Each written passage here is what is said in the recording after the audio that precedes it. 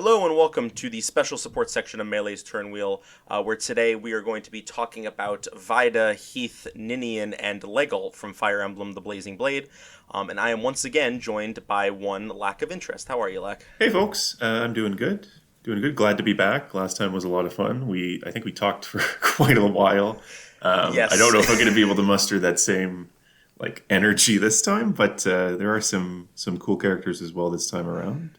So we'll. Yeah.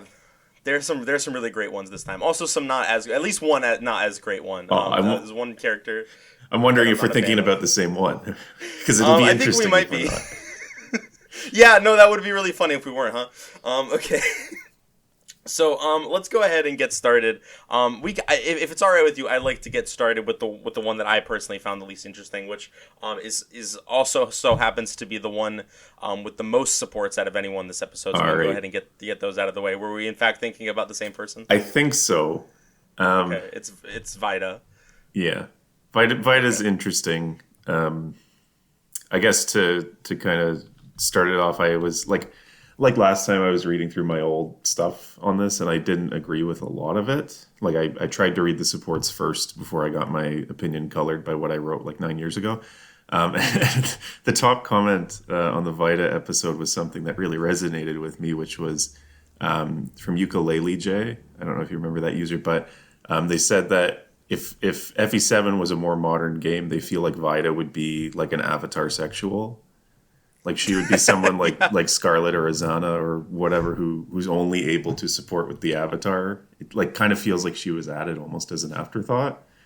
And Yes. so it's kind of weird that she gets 7 supports. That's very strange, yeah, and especially since a couple of them are just like so nothing, which I guess we can talk about. I mean, like though I think like maybe my single least favorite support in the entire game at least up to this point, and I've read most of them by now, is probably the Vita Dorcas support. Okay, that's It's exactly the same thing I said 9 years ago, but rereading it, okay. I have some other thoughts. So, All right, I'll let you go for it then. oh sure, so we're starting with Vida Dorcas.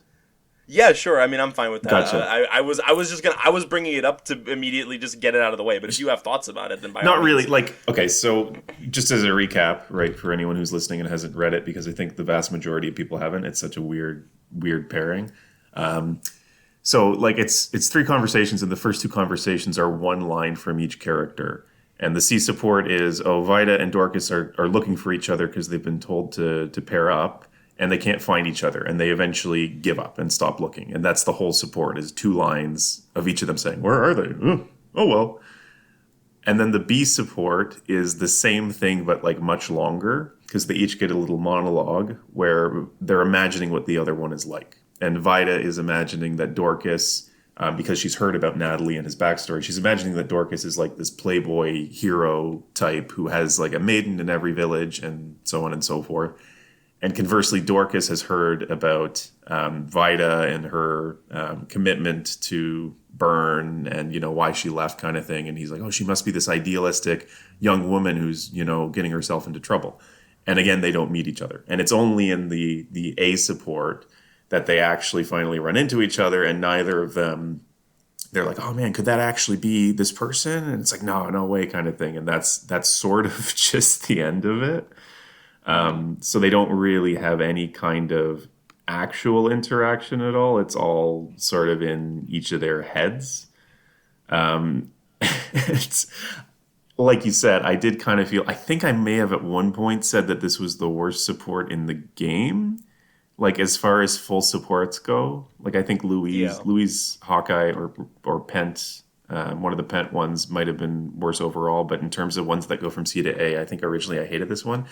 I think nowadays I just have to kind of respect the audacity to like go for it, and not just to like go for this as the gag, but to actually drag it out across all 3 of the conversations, right? And to build it up to the punchline, which is just the same thing. Like this is the kind of thing where I think if they were doing this in a modern Fire Emblem game, they would probably try to cram the C and B into the first conversation and then have A and the B support and then have an extra conversation where something actually happens. And like if I'm being Hmm. pessimistic, then they fall in love and have a baby kind of thing, right? But Yeah. it's just like I think conceptually you read this and you're like, this is so unlike everything else in the game. What the hell am I reading? But compared to, 42 characters times 3 to 7 conversations, to have something this unique is just kind of interesting, especially Sure. for such like a random kind of mishmash of two characters that have no business really interacting. Yeah, no, I think that makes a lot of sense, honestly, and I'm really glad that you had like this is why I think it's nice to get like different perspectives on here from time to time. If I had the time and the energy for it, I probably would want to have like some guest on for every episode, because like this is the sort of thing that we get out of this, right? Because if I was doing this episode by myself, I would have said that the support was terrible, probably not talked about it at all, and then moved on. So I'm really glad that you had a little bit more to say about it, and I do think that makes sense. I do get where you're coming from, and respect the fact that they followed through on the gag. That's interesting. That's funny. I do think that like reading so many back to back. I imagine this is probably what you were going through when you were doing the A list.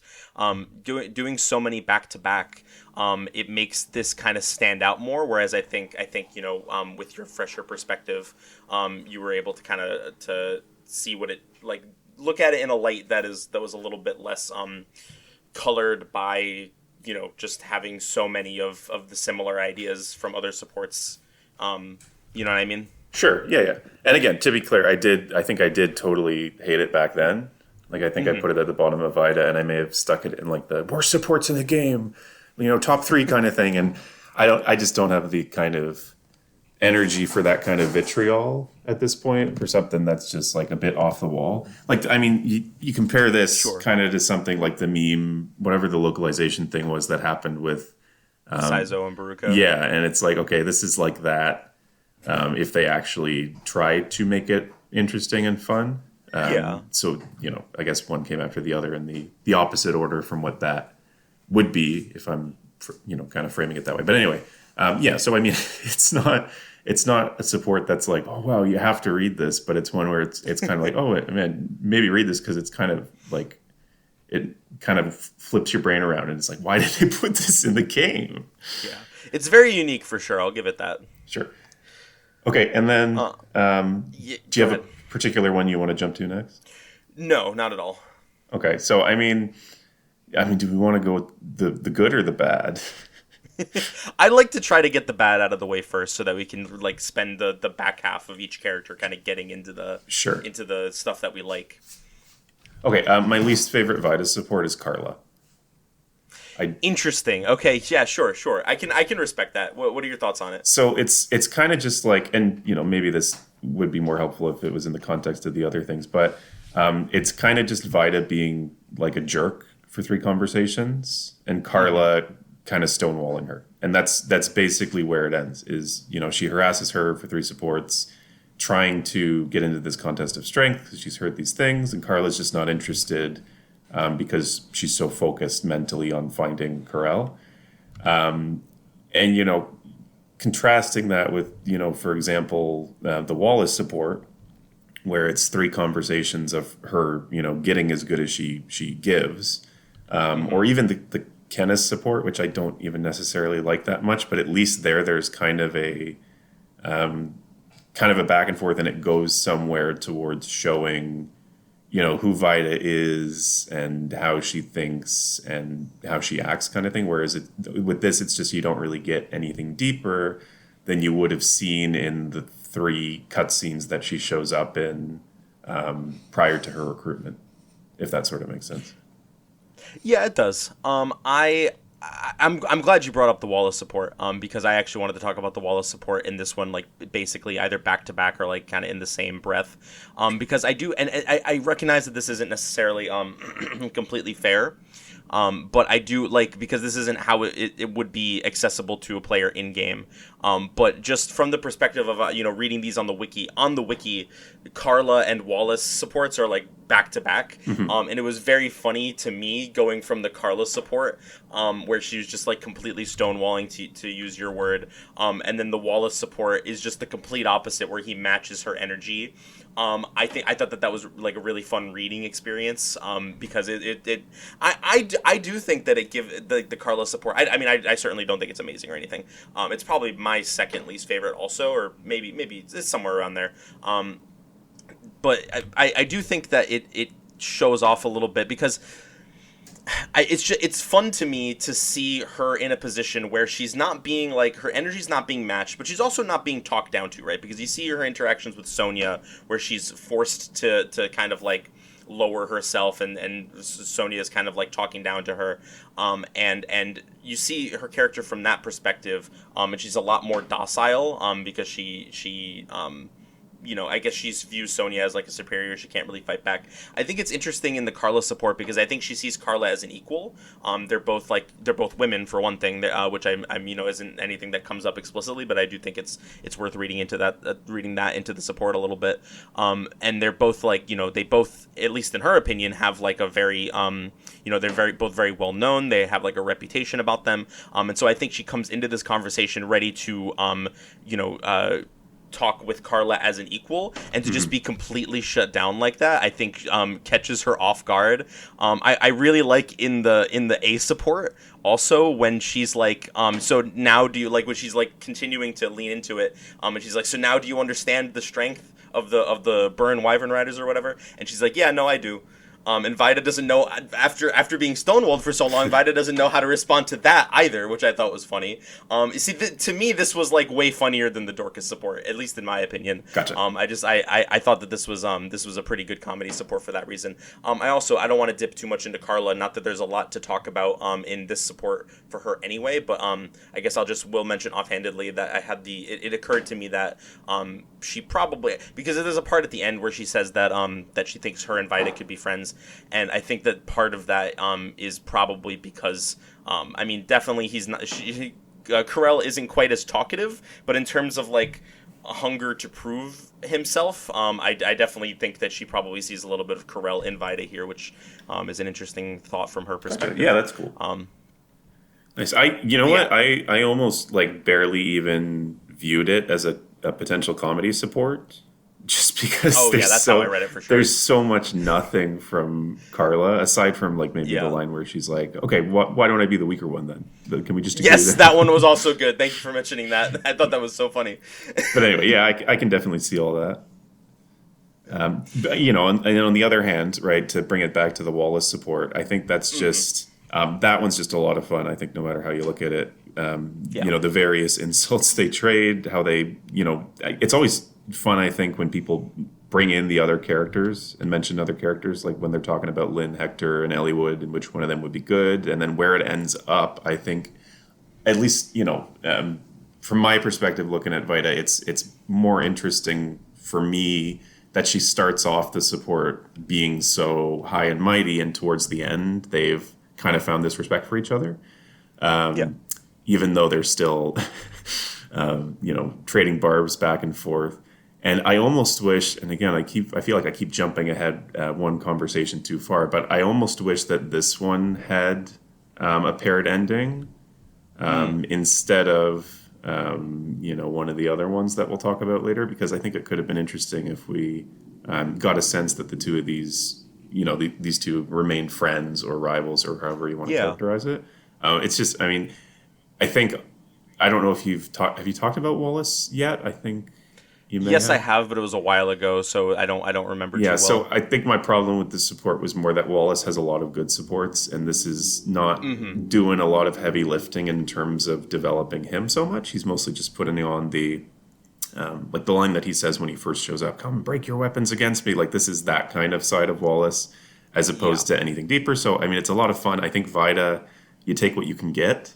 So I think from her side of things, it's really enjoyable, and it doesn't really have any of the kind of sting or disappointment that some of her other ones do for me. Yeah. No, I think that's reasonable. I mean, like I said earlier, I think this was colored by reading it immediately after the Carla support and seeing the juxtaposition between the two. I thought was interesting. But and I think like you said, this is one of Wallace's weaker supports for sure. And I think that for Vaida, it's fun, it's interesting, but I don't really have much more to say about it. Outside of that, I don't think there's anything in here that really made me stop and think at all. So, yeah, I have no issue just moving on from this. I think you said everything that I would probably want to add myself. Sure. Okay. Canis? Can we talk about Merlinus next? Because Sure. I actually don't like that one. Yeah, personally, sure. I don't know if you did. But I mean, yeah, it's funny. it's kind of funny. Yeah, I mean, it's like Vaida is just the very like for a character as serious as she is, it does make some sense to have her supports be comedic, because it's just a very common comedy trope to have a character that's very self-serious, put in situations, that are more comedic. But it's not like, when it's so many of them, it starts to feel a little bit tiresome. And if I keep bringing the wiki into this, I don't usually talk about the wiki this much, but I do think it's relevant here. This was the last one for Vaida that I read, so it was like, all right, yeah, I've kind of seen all this before. I do kind of like it for Merlinus. I like some of the bits here that Merlinus has.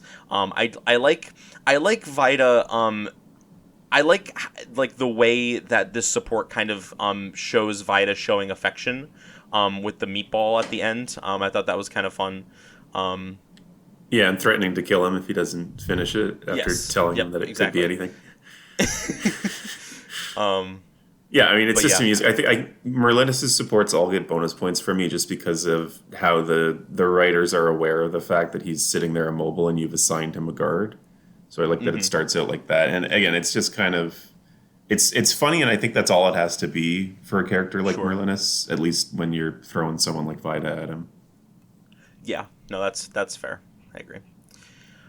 So who do we got? We got Canas, Heath, and Harkin left. Okay, so we can do Canas. So you've talked about Bartra already, I presume, right? Yes. Okay, this is like the evil version of the Canas Bartra support, where they don't understand each other because one of them is brains and one of them is bronze, and then by the end, Bartra likes his funny words and hopes he learns everything and stuff.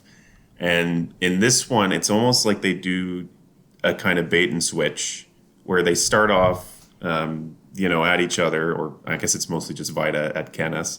And then the second B support, she feeds his priceless book to her wyvern. And then in the C support, he pulls out a book that is specifically about wyverns. And it's hard for me to tell whether he's trying to make a joke or if the joke is that he's legitimately just over relying on what's in his book when the reality of what a wyvern is right in front of him.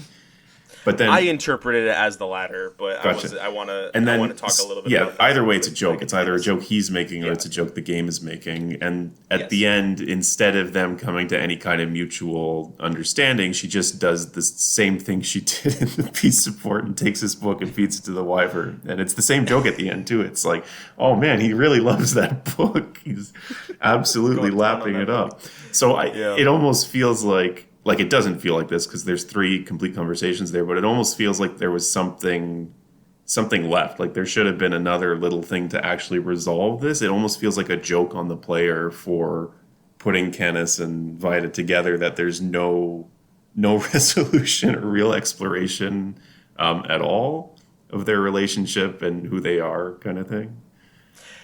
Yeah, I agree with that. I'm trying to remember. I'm actually looking at it right now. I'm trying to remember how the Canis Bartray support ends, because if I remember correctly, like the way that I could interpret this, if I wanted to be generous to the support, is that the Canis Bartray support ends with Canis like basically winning over Bartray in the end. I don't know that that Canis comes to an understanding about Bartray necessarily. I really can't remember. Right. No. Yes. So he's. I'm just quickly. Yeah. So I mean, he thinks that Canis is calling him stupid in the C support, and then he explains that he reads books for the thrill of knowledge, and Bartra compares it to eating after a battle, And then in the A support, Bartra's like, well, I mean, you're smart and I'm strong, and we can help each other along our respective paths. Now punch me as hard as you can. And Candace is like, wow, this is weird, but I feel like I could learn much from you. So it's like they're kind of buddies towards the end, but I mean, obviously it's kind of one-sided on Bartra's end. And I bring it up just because like Vaida is very physical and fighty as well, and they don't get anywhere. It's just like, are you stupid? You're an idiot. Give me the book. Here you go. And it's like, oh man, not again. So. Yeah. No, I definitely get where you come from. I think again, just being generous, I think the implication that Canis is so like caught up in his books that he doesn't realize that he's literally looking at a wyvern. I think if you interpret it that way, first of all, that's just kind of funny to me. But also, if you interpret it that way, I think you could interpret how the support ends as being like as Canas being forced to like break out of that a little bit. Although I do think that they could have absolutely gone further with it. Like I have to like read, but like I have to like make a lot of assumptions about where this goes after this conversation to get there. But I do think that is an implication that you can read as the implication that I picked up on personally. But I certainly am not going to argue that it resolves in a way that like makes it feel like a conclusive relationship for both of these characters, because I don't feel that way. All right. Oh man, we're really loving these supports, huh? So much. I mean, I like the comedy ones for what they are. I think that's fair. So now we get two that are not funny at all. I guess. Yes, let's do Harkin first, because then we can just go right into Heath when we do the Heath support. What do you think of Harkins? So Harkins is I feel like Harkins they wanted to do something with, and I feel like they start down the path of something interesting, but I don't really feel like they stuck the landing. I feel like it definitely feels like it's trying to say something about especially Harkin. I do think it's a pretty alright support for Harkin, but in terms of Vaida, I don't feel like it says as much about Vaida as it could. Mm-hmm. Yeah, I feel very similarly. It feels like it's incomplete, like even more so than Canis, which just repeats the B support and the A support. I feel like it really feels like, and again, I hate to keep harping on 3DS era, but it feels like this is an A support that's supposed to lead into an S support, where they realize they're in love with each other, particularly like the last line where Vaida kind of drops the tsundere, oh, I don't care about him at all thing, and then suddenly there's a paired ending between the two of them, where it says, oh, they could never be together, or whatever the hell it says. I read it like an hour ago. So I mean, I think it's mainly just Harkin is confused and conflicted because Vaida is openly bragging about leaving her master. And then by the end of it, it's, Harkin realizes that, she's actually loyal to Zephiel and not Desmond. And then he's cool with her. And that's kind of just it. Yeah. I would agree. Yeah, and as you said, on Vaida's end, that's not really much at all. She kind of tries to instigate and provoke him, and then he doesn't bite. And then towards the end, she just kind of... Well, actually, it's him bringing up that he was eavesdropping on her talking to Sonia, and that's, why he came to respect her. So it's really nothing for Vaida, I think. And I don't really know why this has a paired ending over, say, Wallace, if we're just picking other folks at random. Yeah. Yeah, no, I mean, I couldn't have said it better myself. I really do think that this is just like I said, I think they were trying to do something here, and I feel like they get like halfway there, but they just don't.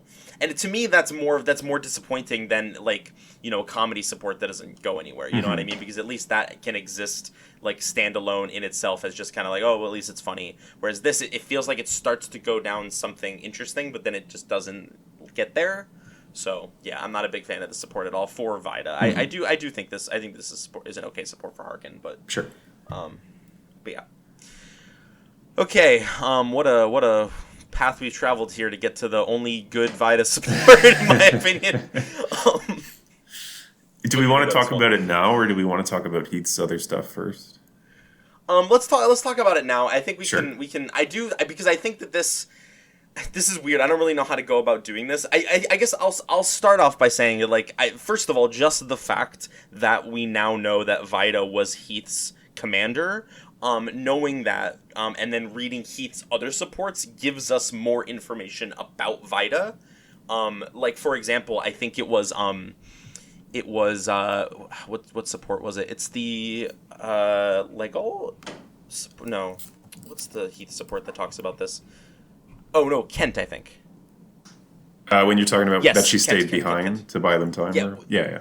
Yeah, so in the Heath Vaida support, we find out that she stayed behind to buy them time, and took like a scar. That's how she got the scar on her face, which I think is, first of all, that's a really good piece of characterization for Vaida, because she's like, well, I'm glad it's on my face, because if it was on my arm, then it wouldn't be able to fight. I mean, it's very basic, but like it really demonstrates how little she cares about appearances as opposed to, like functionality.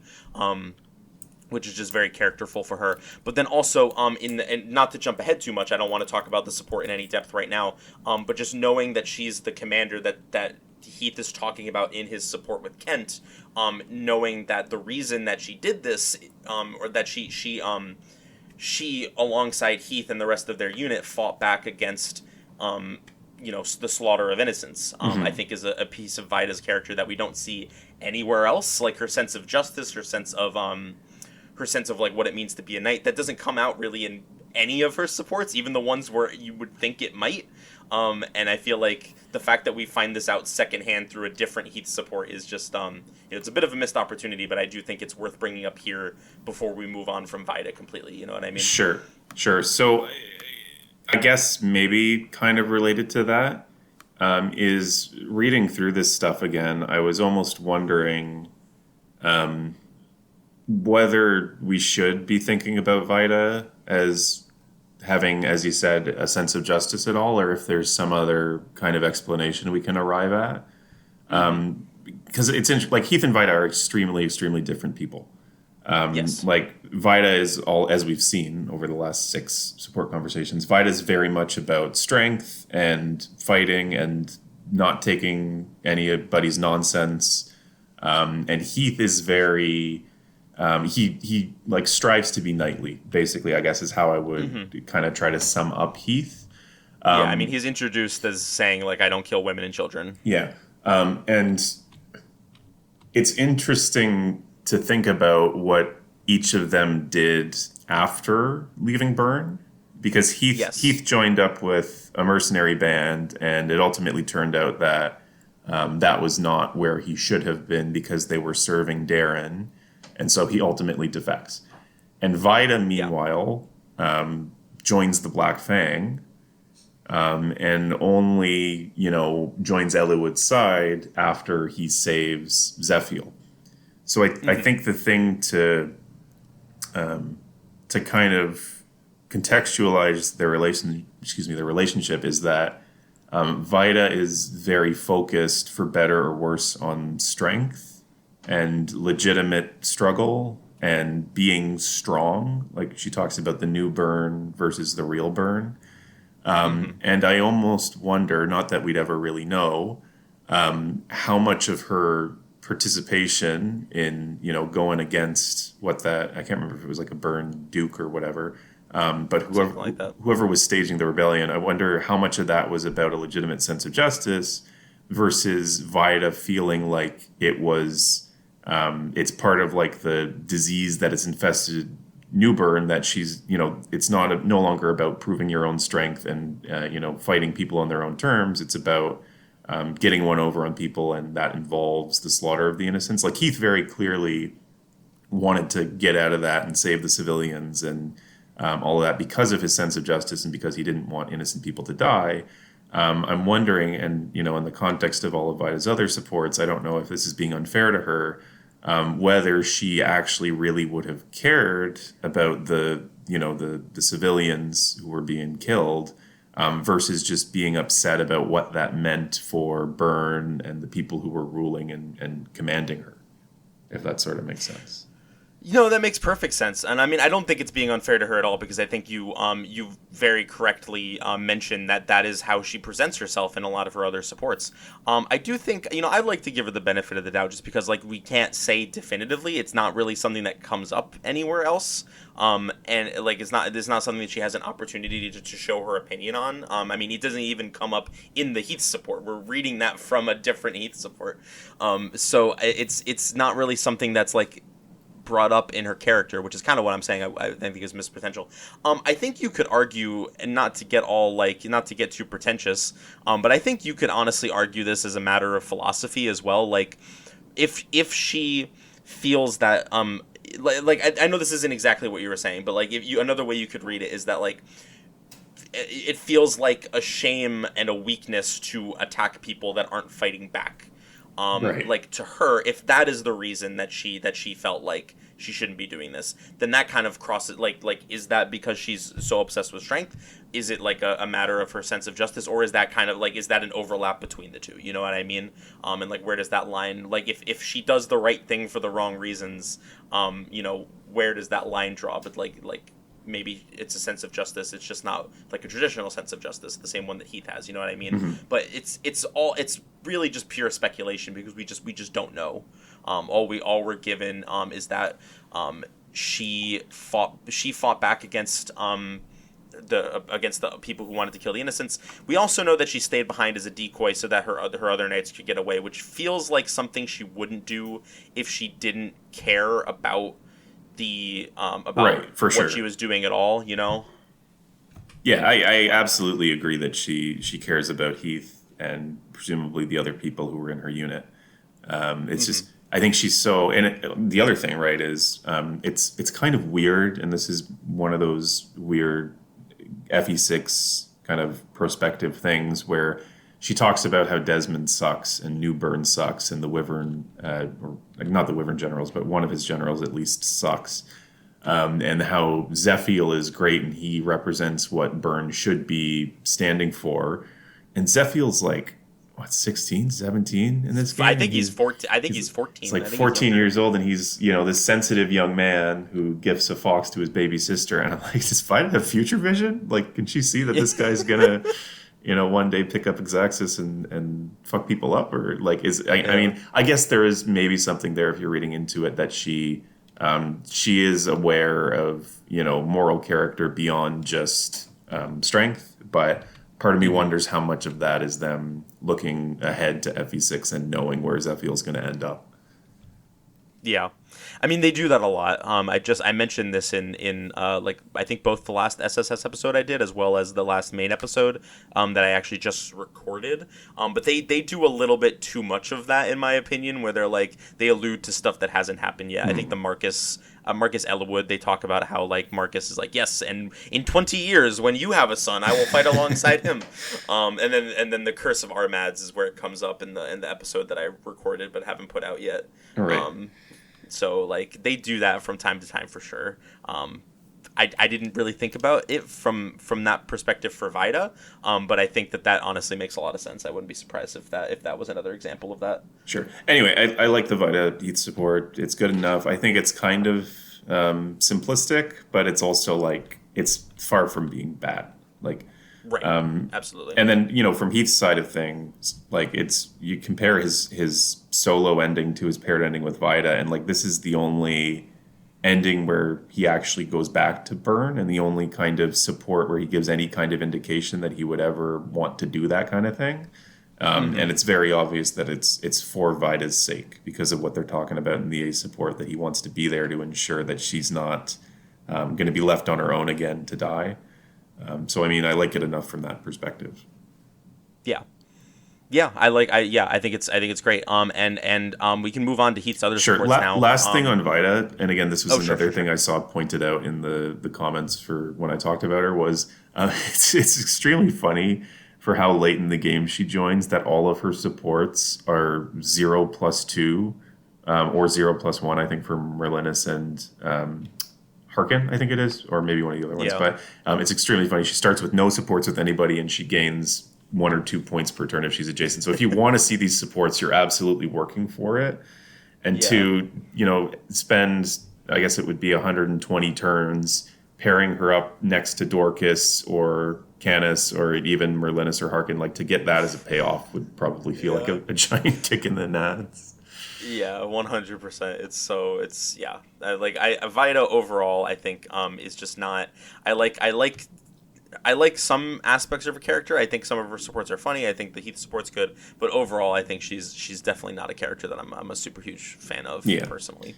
Anyway, okay. So then Heath, I guess we're jumping to the rest of his stuff. Yeah, and I like several of Heath's supports. I mean, we already talked about the Vaida one. But like other than that, I like several of his supports a lot. Do you want to talk about? You want to get one that I'm not a fan of out of the way and talk about the Priscilla support? Oh God, yes. They have so zero chemistry, zero context. This doesn't involve anything else in Priscilla's life or really Heath's life. I'm reading the notes I wrote down, and I really don't want to read this because I've already shat on it like 3 or 4 times. But what I wrote down was Fate's ass support. Like, like these are 2 characters that you put together, and they're gonna have to fall in love, and we're gonna get there one way or the other. And it's a bit strange, I think, not too strange, but a bit strange in the C and B support because. Like I said, Heath gives. There's like 2 parts to Heath, I think, and one is the like aspiration to be knightly, and the other is like crippling depression. Like he's down on himself, and he considers himself to be a traitor, and all of this. He doesn't want to give anybody any idea that he's proud of what he's done. So we get stuff like the Legault support where he's being very deliberately down on himself, and we get stuff like the Louise support where he's very explicitly trying to be polite and a knight in shining armor and all this, and it's Louise who grabs him and tries to drag him back to reality. But then in the Priscilla support, he's being very casual and kind of a bit gruff with her in the C support and the B support, and it's almost kind of weird how casual he's being. When I think in the Louise support, he says something about always needing to. I'm trying to find the exact line. Yeah, I must protect women and nobles whenever I can, even if they are not my liege lord. Are you saying this is an affront to you? Blah blah blah. And the idea that he's almost like a different person in the Priscilla support compared to the other ones. I don't know if I should go that far, but. It struck me. It's always struck me as kind of weird how he sees this pretty girl on a horse, and he's just treating her like one of the dudes until he finds out who she is. Yeah, no, that's fair. I mean, I don't know.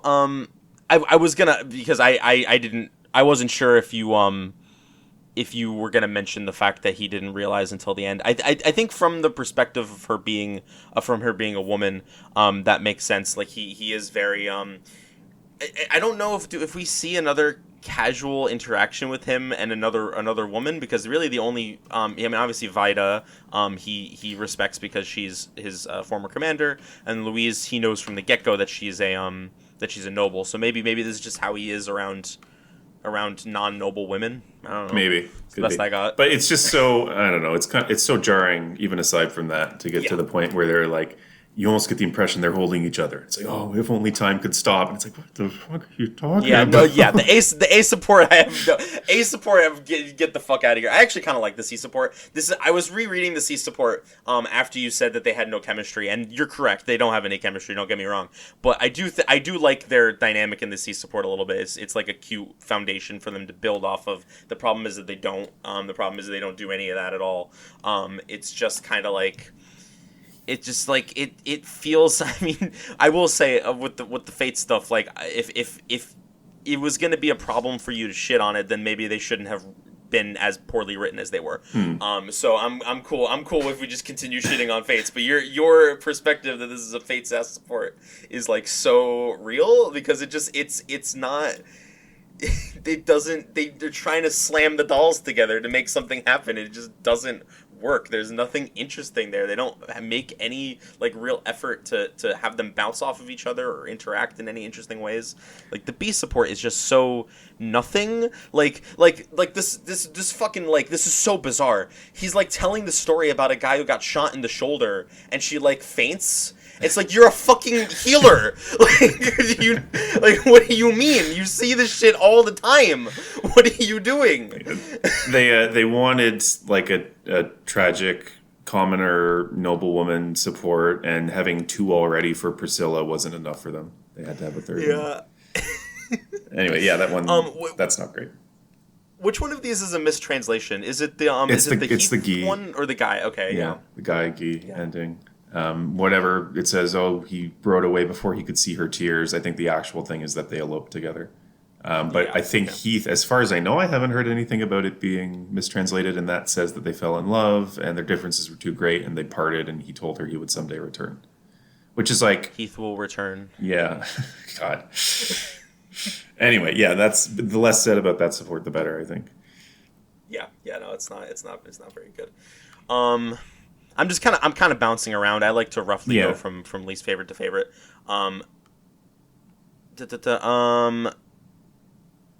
Heath, but honestly, I'm gonna be real. I like most of the rest of these, and the Heath Louise support isn't amazing. Yeah, we talked about it last time, and they do the best they can, I think, with 2 conversations, and it's not. I mean, again, it gets across that he's knightly, and that's about it. And it's kind of, I think when we talked about Louise, like, she also had her Rebecca support getting at the same thing, so I don't know that we necessarily need to rip Heath away from Vaida to get this across. But yeah, I mean, it is what it is. It's 2 conversations, good enough. Didn't kill my dad or anything, like the Priscilla one. Okay. I really, really, really like the Kent support. Yeah, I love the Kent support. And it's so good. Reading it over again, I'm surprised at the fact that I didn't remember it. And I was kind of incensed in hindsight that there was no Heath and Kent paired ending, but there is a Heath and Priscilla one. I feel like that that must have been an oversight, because the end of the support really, really suggests that they're gonna be something that they're gonna go join up in the Lycianites together. I feel like they either just forgot or whatever. So now I'm actually trying to remember whether there are any same gender paired endings aside from. Actually, now I'm not even sure if the one I'm thinking of actually exists or if I Yuri'd it into my brain. Let me just click here very quickly. There is a Florina Lynn one. Okay, so I was like, is this because they can only have, straight pairings or what? Like, not even suggesting that Heath and Kent are, romantically involved, right? But I was just wondering whether the system is like, they can't have any guy or girl pair endings. But that's not the case, because at the very least, there's Florina and Lynn. So, no, I really, really like this support. Even just beyond the Heath backstory dump, which is, again, most of it. But it strikes kind of an interesting contrast, with how Kent is so easily and unwaveringly able to say, yes, I would absolutely always trust my lord, because he's always, I guess aside from Lundgren, but he's always had the privilege of having a lord who is worth serving, versus Heath, who's had to confront the reality of dealing with somebody who sucks and is going to, make him do stuff that he hates. But yeah, I mean, Kent, I think it's kind of a bad rap. I don't know if that's actually true or not, but I think it's a nice dynamic, and it was going somewhere good, and it kind of ends. You don't get that. That's fair. I like it for both of them. I'm tempted to start talking about Kent, which I've already done an episode on Kent, so I'm not going to. But I will just say that I think this is an interesting perspective for Kent, especially alongside his Wallace support, where he talks about true loyalty, and that loyalty isn't necessarily always following orders to the letter. So it's interesting to think about how this comes across from Kent's perspective in light of his support with Wallace. But I'm going to stop talking about Kent. Sure. It had thought popped into my head, and I just wanted to talk about it. Heath.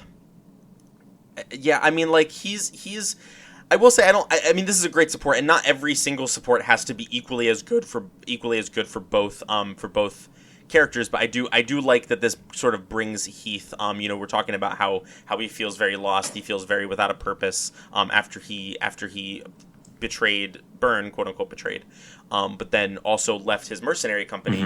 This is the first time in any of his supports where it really feels like he's been given any solid direction, I guess, other than the Vaida A support. So that's nice. I like that for him. I think it's a cool direction to take his character in. I do wish they had a paired ending. I think this is one of those where they absolutely we can absolutely just assume that there is one, even if there isn't actually one. You know what I mean? Sure. I mean, maybe like Heath's solo ending is Heath moved to Ilia and became a mercenary knight of some fame. He fought not for country but for people in need. So like, could be, or at least maybe we can imagine that it inspired him to continue, on his way. Yeah, I mean, I guess I'm very comfortable because there's so many supports in this game that like end on a note where it feels like they should have a paired ending, and it's just like I don't know, maybe it's from me coming off of FE6 that had no paired endings other than for Roy, but it's like I have no issue just being like, oh, there's no paired ending here. Well, I don't give a shit. Like like they either just didn't like think to write one, or like they didn't see like the implication as strongly as it came across to reading it separately. I don't know, but I really do think that this is one where you could just be like, yeah, even if there's not a paired ending, they probably we could just fill in the blanks there. Yeah, do what you want. That's totally fair. And then Legault. It's been a long week past the Yowie. No, literally. I'm tipping my hand a little bit here, especially since we haven't fully gotten to Legault yet. But like, Legault is like, really fucking cool. Like, Legault is like maybe one of the best characters in the entire game. And I think that comes out in like every single support that he is in, basically. This is just a great one. I really like it. I really like it from the perspective of Legault. When we actually fully transition to Legault, there's one of his supports in particular that I want to start with. Sure. But basically for Heath, I think knowing sort of what we know about Legault from his other supports, it's very easy for Legault to see a lot of himself in Heath. Being this guy, this outcast, this social outcast. Not really having a place to fit in. And sort of looking at him from that perspective, and just kind of getting to know him and building a friendship with him from that angle. Legault is Heath, on the other hand, is extremely hostile towards Legault more so than he is against anybody else. I mean, obviously he literally tries to attack Legault when he thinks he's still part of the Black Fang, but even after he clarifies, no, I'm not a part of the Black Fang anymore, he's still very reserved, very very quartered off, doesn't really open up to Legault until you get to the A support. Actually, I don't even know. Does he even really open up to him in the A support? I think he kind of not really. Gets he just says you're Legault one weird guy. Like he sits there and takes it while Legault monologues at him. I think I like this support. It's not my favorite Legault support, but we'll get there anyway. Yeah, absolutely, yeah. I think it's even though Heath doesn't really like. This is almost like Vaida Carla a tiny bit in that it's one character going after the other and trying to get them to engage. And they don't really get anything until the end, where they're kind of left on neutral ground instead of actively hostile ground.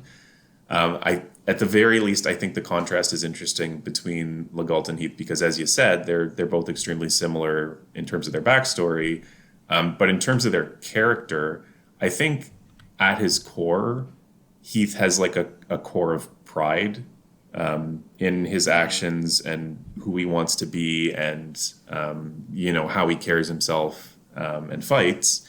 And I think Legault has a core of shame. I think Legault has not felt good about himself for a very long time, and no matter what he did in the situation he was put in, he was going to regret it and continue feeling that way. So it's interesting how each of them present the opposite to what I think their core is. Like I said earlier, Heath comes across as very down on himself for leaving, even though he left, under circumstances where he had a very good reason to. And I think if he was ever put in that situation, he would do the exact same thing again. Whereas Legault, at least outside of his, support conversations where the mask kind of slips a bit, he presents as very kind of laissez-faire and easygoing, and oh yeah, I'm just a cool flirtatious dude making friends, hanging out. But Heath is kind of he presents as down on himself when really he has no reason to, and Legault meanwhile tries to present as very casual and friendly when at his at his deepest, he is deeply unhappy with himself. So that contrast is interesting to get Legault trying to pull Heath into his friendliness by sharing his own kind of regret. Not that he gets super deep into it in this support, but that at least is, I think, a good reason to stick them together, even if I think the actual execution of them talking to each other is maybe not the most interesting conversation in the world. Right. Absolutely. No, I fully agree. I think that they absolutely could have done more with this, especially for Heath. I think it's a really good support for Lego. But I agree that it's not. I agree that it's not one of his best. But I think that's just because on average, Lego supports are just all really, really, really fucking good. I still think it's a pretty good support overall. Yeah, of course. And then again, I don't know if you want to circle back on Heath Vaida now that we've talked about Heath a bit, or if you've said pretty much everything you wanted to say. I don't have anything else to say. I don't know if you do though. You're more than welcome. No, I don't really. I mean, Okay. the only kind of thing is, again, what I mentioned before about how in every other one of the conversations leads to the ending where he stays away from Byrne and finds a new life, doing what he thinks is right. And it's only the Vaida one where he goes back with her because Vaida believes that Zephiel knows what's right and Heath believes that Vaida knows what's right. So rebuilding that connection with her, allows him to continue being, true to his ideals and stuff because he's placed his faith in her, and we all know how that turned out. But anyway, it's still, I think, either his best or if we're being super generous, second best support. Yes. Even if you do still kind of need the Kent one for the full backstory dump. Yeah, no, that's fair. That's very reasonable. Before we fully move on to Legault, I guess we'll talk about next. I really do like this. There's a line in the Legault Heath support that I think is not only a really good line, but also like informs a lot of how we can read into Legault and his other supports. Which is that he says it right at the end of the A support, which is he says, "You're recklessly honest. That's from someone who simply cannot do that." Yeah, for sure. Which is like I think which is I think all of these supports that we're about to read, all of these Legault supports, I think it's very reasonable to say that none of them really show the true face of Legault, except there's one that I'm not there's one that I'm not as not that I'm not a fan of it, but it's like it feels like it contradicts some of the stuff that a lot of his other supports set up. So I'm curious to hear what your thoughts are. Okay, yeah, let's get to it. Well, so sorry, I can be kind of scatterbrained. I'm kind of jumping all over the place. There is one that like I said, I wanted to start with before, and I wanted to start with the Matthew one. Sure. Because I think that the fact that like learning here about what he did in the Black Fang, where he was the cleaner. This is the one where we find out, cleaning house.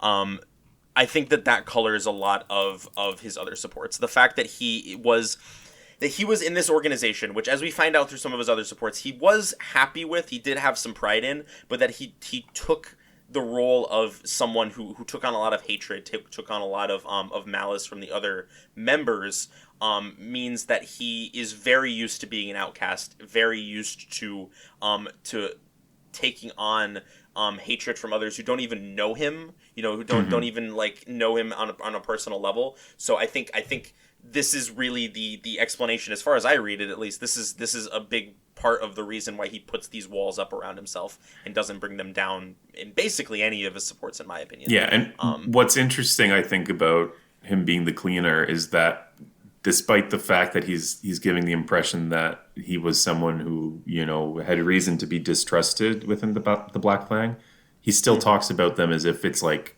the only family he's ever had. So there's this weird kind of contrast between him talking about, oh yeah, I was part of the Fang when you could still count all the members on two hands, and obviously his relationship with the Reeds, versus what he's saying his role was. It does kind of feel like that might have been the kind of role that didn't need to fully be a thing until after maybe Nurgle got involved. Possibly, yeah. But I wonder exactly how that shakes out. Like if it's something where he is like legitimately correct in saying that he was mistrusted and an outsider within the in-group, or if that's just the impression that he gets, right? So Anyway, yeah, it's I like the Matthew support. Obviously, it's the backstory one. I'm curious if you have any strong thoughts about Aisha, the woman that he says. Oh yeah, I mean, I think it's like, it doesn't take a rocket scientist to put together that as soon as he mentions this woman is where Matthew starts to open to like resonate with him a little bit more. Yeah. Obviously seeing a very clear parallel between himself and Layla. Like I think it is interesting to me because Matthew is I mean, obviously just the entire Black Fang, he can't fucking stand the Black Fang. Jafar especially, obviously, because he's the one who actually killed Layla. I did think that he was I don't think this is a criticism at all. I just think it's interesting. Like with Legault, he's not honestly like super hostile towards Legault for the most part. I mean, in the C support, he says that he's going to keep an eye on him, but then in the B support, he's just like striking up casual conversation. So I think he is, for as edgy and as like hostile as he tries to be, especially again towards Jafar. I think Matthew is maybe just a little bit too nice to fully pull that off, which is fun for me to. It was fun for me to read. I enjoyed that. And then as soon as Legault drops Aisha, I think Matthew starts to open up a little bit more. I don't know. It's occurring to me now that I'm assuming you mean from like what it says about Legault's character. I don't really have any specific thoughts about that. I'm curious if you do. Well, the only reason I brought it up is that I've always kind of felt like obviously it makes sense as part of his backstory, and it like you said, doesn't take a rocket scientist to figure out why they included that. I almost feel like that's like a footnote in the history of Legault, and like what's more interesting when thinking about who he is his relationship with Lloyd and Linus and the stuff that he's gone through recently. Not to say that Aisha wasn't necessarily recently, because he says that he started doubting the Fang at that point. But I do kind of feel like in the kind of gold mine of Legault supports, that's maybe one thing that I don't even necessarily know why I brought it up. Like I was just curious if it's a thread that I feel like doesn't go anywhere, which is it's an odd loose end for Legault supports that are usually so not like, that it's well loose written. necessarily, but anyway. Yeah. Fact, Legault made that up to make Matthew feel sorry for him. Yeah, 100%, definitely. You think he heard from Jafar? Jafar's like, "Hey yo, I killed this guy's girlfriend." And he's like, "LMAO." And he just starts. I had to kill this woman I worked with. Her name was Bela. He's like, what? My real name is Matthew. All right, yeah, no, good support by all means. I also like that at the very end, he flips back to being Mr. Jokey Man. It's a shame to waste you as a spy. Oh, shut up. Mm-hmm. Yeah. And it's a lot of his supports. He opens up a little bit, but then quickly, closes back down again. Okay. Do you have a particular one you'd like to go to next? I'm fine with any of these. I mean, are we gonna stick with the one that I like the least and work our way up, I guess? Sure. Yeah. What's your thought there? Isadora. Me too. Yeah. That was the one that I was saying contradicts some of what we see in his other supports. So I guess I'll say my piece on that. So eventually we're gonna get to Nino. And I think one of the biggest aspects of the Nino support, and I mean, like, admittedly, part of it is definitely because Nino is like fucking 12. But it's like one of the biggest aspects of the Nino support is that he doesn't he doesn't feel comfortable building that bond with Nino. And by the end of it, just like literally pushes her away, says we're never gonna see each other again.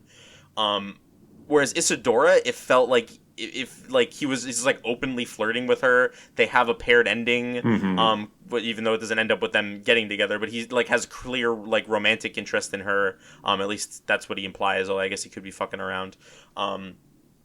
So yeah, that's the part that kind of confused me, is because he's so like all of his other supports really indicate that like he's putting up these walls and doesn't want to let anybody in, even someone that he's close to like Nino. And yet for Isadora of all people, he starts to let someone else in. Like if she said no, I don't have a boyfriend, then what would he have like wanted to form a relationship with her? I don't know. It feels a little strange of a direction for him to go in. I'm not really sure how you feel about that. I feel like his walls really don't come down at all in this one. Like he's obviously flirting with her, but I don't think that she really gets in Yeah. Like he's talking about Lloyd and Linus, and he's hitting her with the recurring thing that comes up in a bunch of supports, which is that Legault feels like he's trickery, not strength, and Lloyd and Linus were different. They're brave and strong, and he's not. And he talks about kind of the same thing in some of the other sports where he talks about how, the old Black Fang was good, and Elliott's group reminds him of the old Black Fang because it's full of a bunch of, misfits all coming together for a common purpose. But aside from that, it really is just him kind of poking fun at her. And the paired ending, Yeah. I guess I'm glad that it's not like a fairy tale paired ending. Like it says they met again rather as enemies. I don't understand why of all the Legault supports, this was the one to get one of those. And again, Yeah. I'm constantly wondering whether it's just because they felt like they had to cram in as many male-female pairings as they could.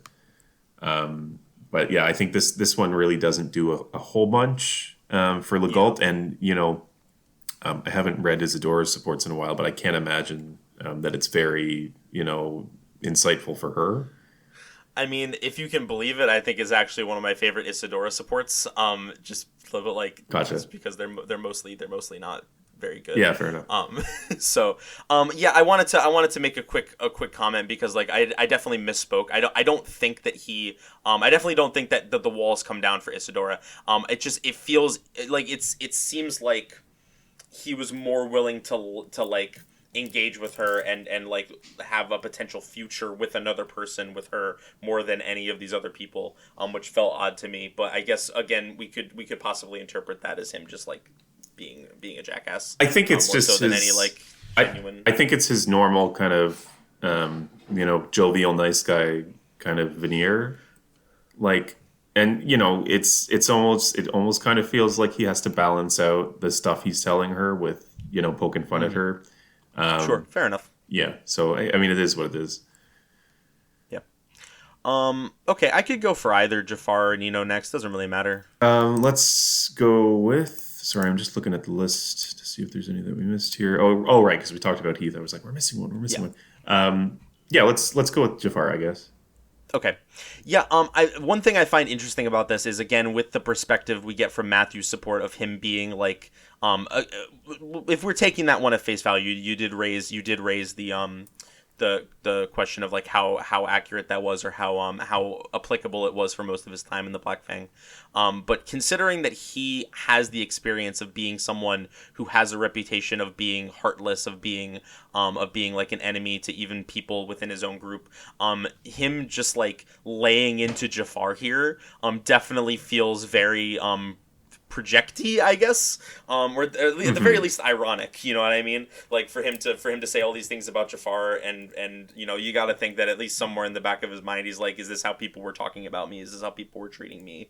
I don't know. It's just an interesting perspective. No, I think it's absolutely projection and him railing against himself and propping up Jafar as being the symbol of the new Black Fang when everything started to go wrong. I mean, because at the end of the day, like so much of what Legault thinks and feels and how he interacts with other people is based on the fact that he left, right? That he left Lloyd and Linus and Nino behind, and things turned out the way they did because he left. And earlier I said I think that even if he had stayed, he would have ended up feeling the same way about whatever decision he made.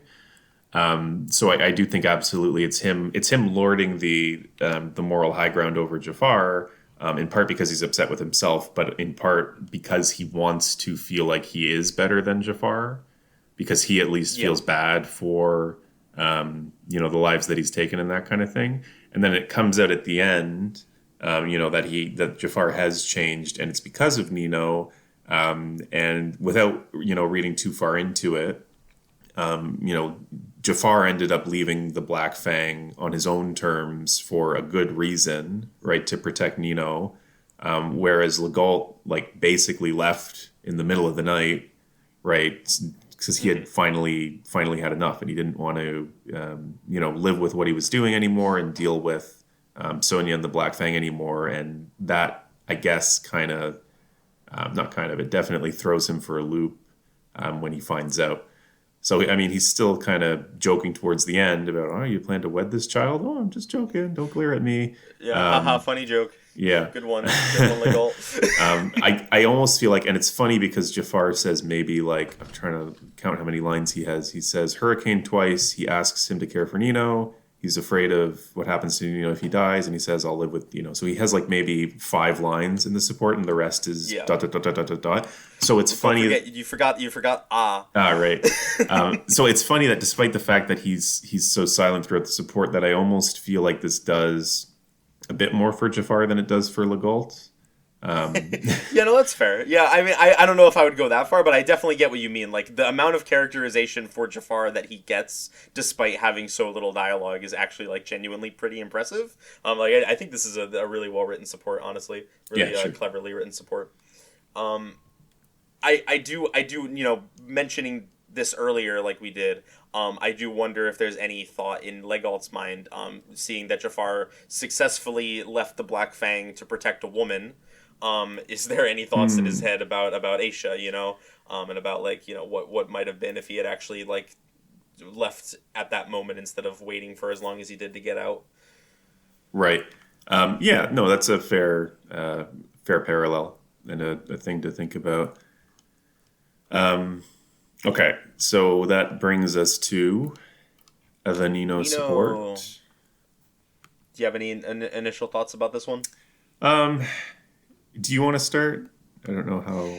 Yeah, I mean, so it's I don't have it's a good support. Like, I'll start with that. I don't have anything like super profound or insightful to say about it. I did mention that I think it is a very indicative of Legault and how he sees himself and how he views his relationship with other people, that even for this 12-year-old girl who so clearly looks up to him, so clearly respects him and wants to be his friend, that he just is like, you and I will never see each other again after this. He like completely shuts her off. And I think you could, like, part of that is maybe because he likes her and like has more fondness for her than anybody else that he supports with, and wants to protect her more in that sense. But I mean, I think there's like a lot, and I would be like sitting here speculating completely. Like, there's nothing explicit really that we can draw from this, but I do think that you could read it a couple of different ways about, like, is it to protect her? Does he legitimately worry about her safety if she were to stay with him? Is it like, is he like worried that she is going to like do to him what she did to Jafar, or like, because he talks in his Isadora support a little bit about what it means to be human, having these human thoughts and emotions and relationships is good for you, but is that hypocritical? Is that something that he doesn't necessarily want for himself? There's so much that you can infer, but it would just be pure speculation, and I don't really have any basis for any of that. I just think it's interesting to sort of speculate where his headspace is here. And it could go a number of ways. I've always figured and thought, like, I think it comes out in the line towards the end of the A support where he talks about Lloyd and Linus and how he's not as tough as they are. He doesn't have their power or their courage. I wouldn't be able to protect you. I think this is a personal opinion, I think it's that he's still so embroiled in his self-loathing that he's not able to let himself think that if Nino goes with him, it will be okay and won't turn out the same way it did with him and Lloyd and Linus. Like, he left the Black Fang, and then Lloyd or Linus dies, and then later on, after Nino joins, the other one does. And you have to think that, even if there's no real basis for him thinking this, or for us to think that he thinks this, you have to imagine that there's some level of him thinking that if he hadn't left, things would have turned out differently, right? So sure. I think that the mention of Lloyd and Linus there, and I almost wonder if the line is maybe a tiny bit mistranslated, because he says they'll protect you, I'm sure, even though one of them is dead at that point at least. I think it's very much that he doesn't trust himself to be part of Nino's family again. When he abandoned her once and things turned out okay because of Jafar, but it also ended up with Lloyd and Linus and Brendan and Uhai. Well, Uhai died right before he left, but it ended up with those folks gone. So, I mean, you're right. It could be any number of things. It is kind of interesting if we look at this in the context of the Jafar support, because we could imagine that if Nino joins, well, if Jafar is joining as well, Legault might think, well, okay, Jafar is now around to help you out as well. But Jafar could also be unrecruited. You can just recruit Nino and not Jafar. So my thought has always been that it's based in his self-loathing and his inability to trust himself to look after her, and that's why he doesn't want to even try. It's because he doesn't want to disappoint her and put himself in the position of having another reason to hate himself. Yeah, I mean, I think that's at least as good of an interpretation as anything that I put forward. So yeah, I think that makes a lot of sense. The other thing that is, and this is not really apropos of anything, like this is not specific to the Nino support necessarily, but throughout the entire set of Legault's support conversations, there's always at least one point where Legault says something, like either it's a one-liner or like he's in the middle of a monologue and his support partner hits him with the double ellipses, the dot, dot, dot, dot, dot, dot. And, in Matthew's support, that's when he's telling his backstory. And in Isidora's support, that's when he's talking about what he did in the Black Fang and, an assassin's job and all of that. In the Jafar support, it's the whole entire support because he's spamming ellipses the whole time. And in the Heath support, it's towards the end of the A support where he's talking about Heath being recklessly honest. So he's talking and talking, and his support partner is silent, right? Because they're taking in what he said, or they're just listening to him and letting him do the talking. And the only time in all of Legault's supports that he has a line with just the dot dot dot dot dot dot is in the Nino B support.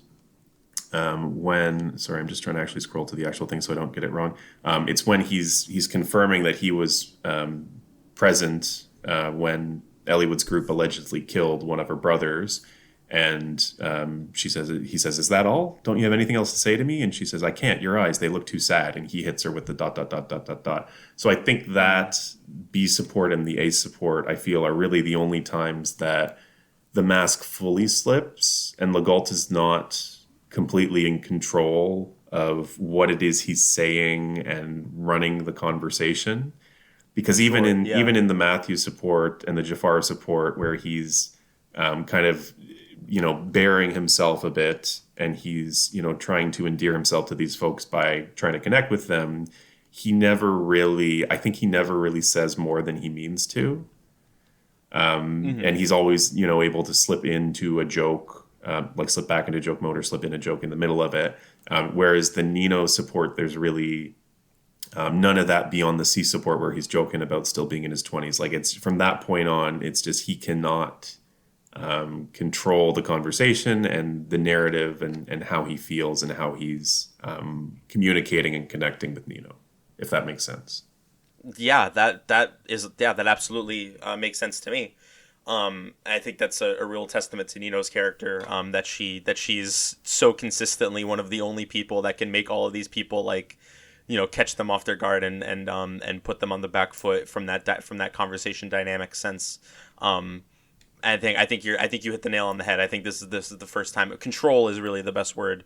This is the first time that he's not really in control of the dynamic. Yeah, and even in really the final chapter boss conversations when he's fighting the morphs of Brendan and Lloyd and Linus, he's still slipping in jokes about Lloyd being a handsome one and that kind of thing. So it's kind of pervasive with him that he's not able to kind of try to take himself too seriously, even at the moments where he's trying to share stuff. Mm-hmm. Yeah, that's really interesting. But yeah, okay. I don't really have much else to say about Legault other than that. I think he's certainly one of the best characters in the game, if not the best. He's my second favorite character, which is part of why I'm here. Yeah. Okay. All right, so we do have one more character. Yeah, and I think, I don't know if you feel as strongly about this as I do. Almost certainly not, considering what you just said. But I think it's a real testament to Ninian, and how much I like her supports. That in the episode where we talk about Legault, I'm not convinced that Legault is my favorite character in the episode. Gotcha. I really really like these Ninian supports. First of all, there's only 3 of them, but I do think that they do a lot with those 3, and I definitely think there's less to chew on. Then like I definitely don't think, both because of the number of supports, obviously, but also the content of the supports. I don't think we're going to talk about Ninian nearly as long as we talked about Legault, but I do think that there's enough here that I just think all these supports are really pleasant and nice. My least favorite of the 3 is probably Hawkeye, but even then, I think it's a pretty good support. I think it just is a good support for characterizing both of them. This is the only interaction that she has with another character in, I think, any context other than Nurgle, who knows that she is a dragon, and allows her to sort of bring those walls down a little bit, and talk, just like not have to hide it. Not that she does a very good job of hiding it, Right. in most of the time. But she's just like I don't know that he's ever like explicitly says like I know what you are, docks him with the wine. But I think that she picks up on it pretty early, and it's just like not really like feels comfortable being open with somebody for the first time in a long time. In the Ace support, he does say she's about to tell him, and he says, "No, I already heard it from Athos." Yes, so that's when she does know. But yeah, I mean, it's a pretty simple support, I think, and maybe it ties in more to. Like, maybe before I say anything about any of the supports, I'm going to talk about Ninian herself a bit from my perspective. Which is I was always a little harsh on Ninian, I think, in terms of being, she's this mysterious, waif, and she's, she has this twist, and she's like a vehicle for the plot. She's a plot device, and, she has the secret, and it's the big plot twist, and she dies, and she comes back, and then they either get married or she goes off, and she has no personality, and blah blah blah. And back when I did the Ninian episode of the A-List, I kind of got smacked upside the head by one of the other users who read the episode and posted a comment about it, about how Ninian has her own personality for sure in the game, but also part of it is that parts of her dialogue are apparently difficult to translate properly because a lot of it is based in the language that she uses, the way she talks, the wording she uses, the way she refers to other people. And part of it as well is specifically as well how Elliewood was localized. Which apparently, and not that we need to get too deep into this stuff, right? Because at the end of the day, it doesn't really matter. But apparently, Elliewood was localized a bit more literally than you can read him in the Japanese text, such that a lot of the time he comes across as somewhat stiff and formal. And apparently, in the original, he's like, we joke about Elliewood being a Disney princess, and apparently, it's turned up to 11 in the original. Right, where he's very friendly and that kind of stuff. So I think I'm not as down on Ninian as I maybe used to be back in the day. But one thing that I'll mention the user because the comment they posted was really good, and they also posted a rewritten version of the Elliewood Ninian support. It's Weirdwood Witch. On the subreddit. I don't know if you've ever heard of that person, but they commented a lot on the A-List stuff. So Weirdwood Witch talked about how, and I hope I'm not mischaracterizing her argument here, a lot of Ninian's character and her interactions with other characters need to be thought of in the context of her thinking of herself as a deceiver. Like she doesn't deserve any of this because she's lying to all of them and keeping a secret, and she's the way I think she phrases it in Japanese, according to Weirdwood Witch, is she's tricked everyone into thinking that she's somebody who needs to be protected or deserves to be protected. And, she does get that across in her English supports. I just wanted to mention that maybe as a point of context. If anybody else listening feels like they're like me and thinking like, oh man, she's just a prop for Eliwood to bounce off of and ultimately marry for the sake of this human and dragons coexisting thing and pop out Roy and then die kind of thing. So I think there is a bit more to her than it appears on the surface. But it's also kind of difficult to see a lot of that when a lot of her dialogue is based on what she doesn't say instead of what she does. Yeah. No, I appreciate you taking that context into account, because I do think that comes up in several. I mean, obviously it comes up in the Eliwood support. I think you can also read that into the other two supports, where she feels really guilty. I think, I mean, this isn't really like, this is honestly somewhat of an argument for what you were saying about her being a story prop. Just that I don't necessarily like I think she does reflect a lot of the themes and ideas in the story. But I don't necessarily think that makes her I mean, you know, I think she is to an extent. I think the fact that she dies after the events of the game is like particularly shitty. I get why they did that, because she is the quote unquote, you know, as close to a canon love interest as there is. And I guess they wanted to write in some explanation for why she isn't around. Don't say that. I'm going to get in an argument with you. Okay, I know. Listen, trust me. We're gonna have that argument anyway, so I might as well plant the seeds now, because we're gonna talk about that in the Eliwood support for sure. But yeah, so I understand like narratively why they wanted to have a reason why she wasn't in FE6, but this still doesn't change the fact that it's kind of shitty that she dies. You know, yeah, for sure. It does very much feel like she's there, in the main story to be Eliwood's love interest, and then pop out Roy and die, to use your words, But I think her supports add an extra layer of nuance to her that make it really interesting. And I think in particular the Hawkeye support, you know, looking at the idea that her entire life, her entire existence, down to the fact that she is only half dragon, is defined by the conflict between humans and dragons.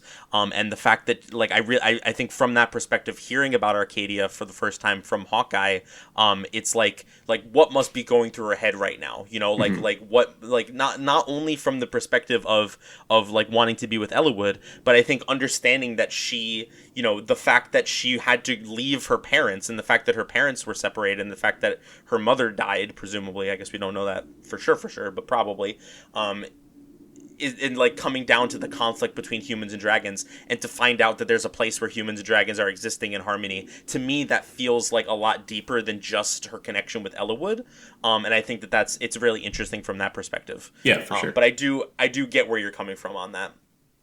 Yeah, and again, it's kind of, again, they harp on the human dragon thing, but I do also like the point that Hawkeye mentions about humans being capable of change and learning despite their short lives, and how Ninian kind of takes that. Yeah, I mean, Athos is a perfect example of that, right? We don't really know what he was like during the. I mean, there's a fairly popular headcanon fan theory, whatever you want to call it, that he was that he's like still a little dragon racist in this one. But I think if we're looking like purely textually, I think you know, we know that he fought against the dragons in the Scouring. We don't know how he felt about dragons back then, but we know he must have killed a lot of them. And then, you know, he finds Arcadia and learns more about the dragons, and you know, he's a first-hand example that Hawkeye can see of, like, this is a person who we know used to fight dragons, who used to be against dragons, maybe not broadly, but at least to an extent. And here he is, like, not only, you know, helping to sustain and provide for a land where dragons and humans can exist together, but also, like, working to you know, protect people in that situation going forward, which I think is cool. But yeah, I'm a, you know, I said it was my least favorite, and it still definitely is. There's not too much going on there, other than what we've already said. But I think there is still, like, it's just a good support. I think it's still a really fun support that I enjoy. Yeah, for sure. So can we talk about Florina next? Yep. So I don't dislike the support. In fact, I mean, as I said, I like it a little bit more than the Hawkeye one, just because I think her interactions with Florina are so nice. I do have one, like, mostly joke criticism of this support, which is that it is, like, just so unbelievably ridiculous that she's this bad at hiding the fact that she's a dragon. Like, I mentioned this when I did the episode on Florina, but by the end of the support, Florina, I'm just going to read it word for word. It doesn't matter matter what species you are. Look at me, my Pegasus and I are a different species. And then later she says, so even if two beings may be shaped a little differently, that doesn't mean they can't get along. And then she says, I see. Yeah, you must be right. I mean, we get along, don't we? But I do like this support. I really like this part where she's like trying to bond with Florina, talk a little bit about Ilya, and she's like, she obviously can't be very specific about where she is because she doesn't know the modern geography of Ilya. But she says that it was the tallest mountain of Ilya, or near the tallest mountain of Ilya, and Florina says, "Oh, you mean the mountain of the ice dragon?" And Ninian's like, "Shit." It's like genuinely funny, but also just like really cute and heartwarming. And I just like, I mean, I like Florina a lot. I think they're both like really just very wholesome characters that just like make me really happy to see, and it makes me happy to see them interact. So I don't have much more to say about the support other than that, but it just puts a smile on my face. Yeah. You know? So what I like about the support is that the C and B support are really fucking generic. Like, for the last time, I promise, I'm going to say this comes across like an Awakening or Fate support where it's like, oh, this character's from Ilya and is, you know, kind of frail and timid. And this character's from Ilya and is kind of frail and timid. Let's put them together and have them talk about how they're both the same. And it's at the A support that it gets really interesting, not only because of the lore, but also because thinking, again, about, you know, Ninian concealing this secret and how she, you know, hates herself because of it, as we'll see in the Elliowood stuff. You almost wonder if the C and B support to her came across as kind of generic and fake and conditional, in that she feels like they're only bonding and counting each other as friends, as Florina words it, because they're both humans and they're, you know, getting along together as humans. And it's in the A support that she, you know, they almost start over back again at square zero, because Ninian realizes that that's not how Florina sees it, even if it is very on the nose, right? So, you know, I like the lore. I like seeing Florina having, you know, a whole conversation with somebody where for once she's the one who's doing a lot of talking. But, you know, if you cut off the first two supports from this and just had it, you know, as the one conversation, or the one conversation broken up into three, I don't know that it would necessarily work as well, even though, again, the first two supports read on their own are very kind of boring and not there's nothing really there, right? The C and B support. It's the A support that kind of flips the script and lends some new context to the other ones. I don't know if that makes any sense, but that's kind of how I see it. Yeah, that's fair. I mean, I definitely agree with you that the C and B support don't have a lot going on, even if I like them a fair bit. Like, I agree that they're very generic. Like, that's undeniable. And I do think that the A support kind of puts them like retroactively in a different light. So yeah, I would agree with just about everything you said. So yeah, that's all I had to say about the support. I think it's a good one support. Personally. Yeah. All right. So the Elliowood support. Now, okay, this is why I know we're gonna have this debate. Because I know that you have a certain opinion on Elliowood's best paired ending, and it's not Ninian. I'm completely capable of setting my bias aside. Like the joke that I made earlier about, don't mention that it's a canon pairing, is because in the past I've gotten into like half jokey spats with people about which Fire Emblem pairings are canon and which are like pushed, if that sort of makes sense. Right. Like Yeah. The joke that I always make is like, okay, well, Marth and Sheeta is canon because even though there's an ending of Shadow Dragon where Sheeta dies, the sequel then comes out and canonizes that she survives and they get married. And the contrast to that is, well, in Thracia, Nana and Leaf end up together at the end. Sorry, spoilers for Thracia. Nana and Leaf end up together at the end unless Nana is dead, in which case they don't. And so my kind of joke argument is that Leaf and Nana is not a canon pairing because there is an ending where she's dead and they don't end up together. And in theory, IS could release a sequel where they canonize that the Nana dead ending was the canon ending. So I fully agree and acknowledge that Elliowood Ninian is as close as we can get to canon between them, in the same sense that Crom and Sumia is pretty close to canon or Roy and Lelina is pretty close to canon. But if I'm being pedantic and I'm in the mood to argue, I can go off about how none of them are actually canon. So all that said, right, I think there's no real argument to be made that if they, they ever released more information on Eliwood's wife in an FE6 remake, or if they made some kind of sequel or whatever, if it comes out and canonizes Ninian, like I don't think anybody's going to be like, what the fuck are you talking about? But it's just kind of fun to argue the alternative, if that makes sense. So anyway, sure. I'm fully capable of speaking about Eliwood and Ninian without getting super biased about the fact that I think Eliwood Fiora is very cute. Yeah, no, that's completely fair. And just to make sure that we're completely clear, I had no concerns that we were going to get into an actual argument. But I do think that's it's a very fair point, right? Like I do think people take pushed and canon is basically the same thing. I always like to say quote unquote canon, just because like it's to me it's especially, I think this is a really good example of Eliwood and Ninian. It's clear what was pushed, and it's clear what in my opinion at least, it's clear what the writers had in mind. And I guess it's as good a segue as any, because one of the biggest argument that I want to make about the support is that I really, really like it as a romantic support, because it does something that is the opposite, one last time, the opposite of a Fates ass support, where, in Fates, and similar games, it starts off with two guys who just like have no chemistry, or like, it feels like they are forced to be in a romantic relationship despite any other factors involved. Whereas Ninian and Eliwood, I know this is technically not the case. I want to stress that I know this is technically not the case, but it really does feel like from minute one they are written as a couple.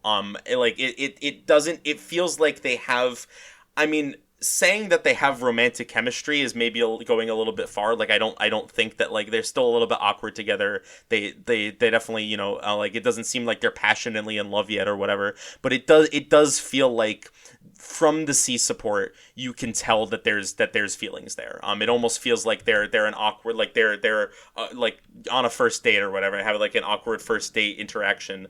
And then the B support, it feels like they're getting to know each other more. She opens up to him a little bit about deceiving him. And then the A support, when he says that he loves her, it's not really framed as like, it's at least in my opinion and how I read it, it's not really framed like a confession, in the sense of like she's finding this out for the first time. It really does feel to me like it's written as a like this is a natural progression of the relationship that they already have, which is why I'm saying like this is the opposite of what we would see in something like Fates, where it's just kind of tacked on at the end.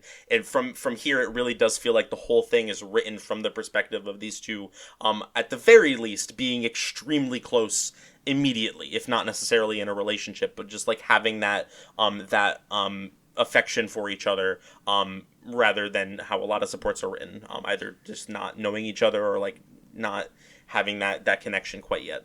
Okay. So yeah, that's why I'm a really big fan of this one romantically. And if I was being contrarian, my counterpoint would be that that's kind of how Eliwood talks to everybody. Like sure. the Fiora support is very much like that as well from the beginning, and Lynn not so much because there's that explicit moment in the A. But I 100% get what you're saying. I'm saying is I don't know if you would ask Fiora to do a special dance. That's all I'm saying. Well, no. So this is where you're going to have to pull out the Weirdwood Witch retranslation and see that that's not what he meant. Blah blah blah. I like the support enough, especially reading that additional context. I think part of it as well is the fact, like, it's nice that at a bare minimum, Ninian is always canonically in love with Eliwood. Mm-hmm. Like that makes it much simpler than it would be if, you had, for example, Roy. Well, maybe this is actually a bad example, right? If they canonized that Lelina was in love with Roy, but then Roy could end up with anybody else, that would kind of change the dynamic. And here we're coming in with that dynamic already present. So the support is good. I like that it's Ninian being proactive and coming to Eliwood at the start to approach him and thank him for saving her.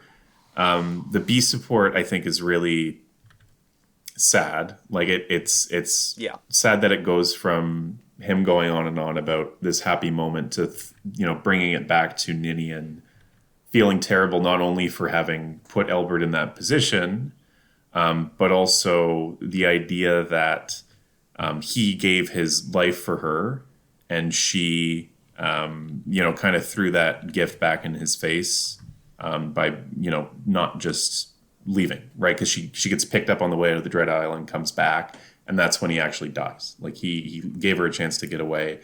That's what, that's, she kind of screwed up basically by, I can't remember if she lost her memory or something when they find her adrift. She had amnesia on the boat. So this now, her talking to Elliowood is with the full context of her knowing the whole situation and knowing that she's kind of, I'm kind of rambling here, but she's kind of trapped because she feels that she's lying to Elliowood and everybody else, and she can't stop lying because she feels that if she's honest, then she'll be on the outs, and then she and Nils will be in danger again. So it's then the A support that swoops in where Elliowood acknowledges that she is lying about something, and she can't tell him, and he's 100% okay with that, which leads into her...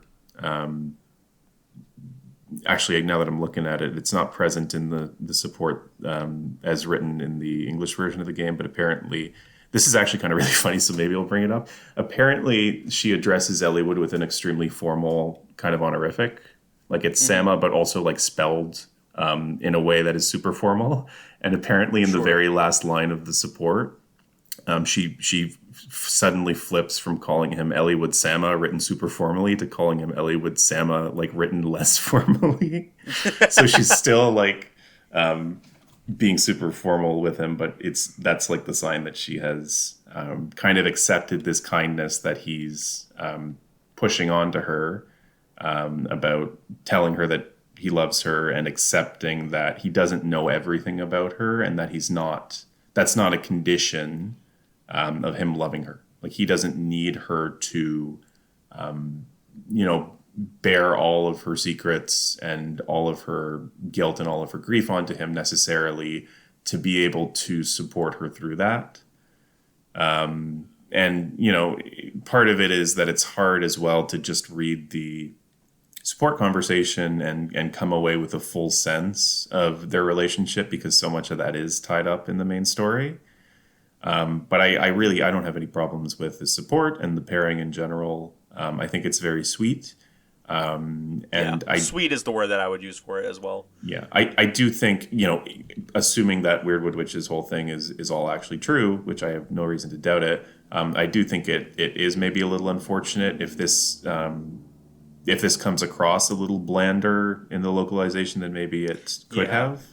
But fair. I guess that's what Faye is for, the mobile game, right?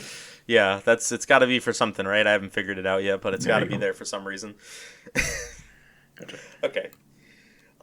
So did you have anything else to say about Ninian or about any of these? Actually, sorry, one more thing about the Elliowood support. This is mostly about Elliowood, but I don't want to get too deep into him, but while I'm thinking about it, I do think it's a really excellent piece of Elliowood characterization that he starts talking about his dad and reminiscing about his dad, and he stops and wonders, is me talking about my dead dad that died making Ninian upset?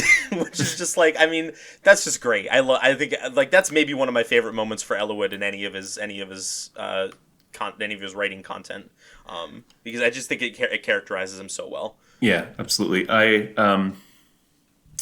almost like don't even want to bring this up because I feel bad that I'm continuing to harp on the translation thing, but apparently, no, not at all. Apparently, the way that line goes in the original is like he catches himself talking about his father and stops himself, and then he goes, I'm very sorry, how crass. I just think of him all the time lately. And I'm sure you do too. Like he makes it about himself, and then he realizes, oh, geez, I'm saying this to Ninian when surely she feels like even worse about it, kind of thing. So yeah, sure. That's a very good interaction there.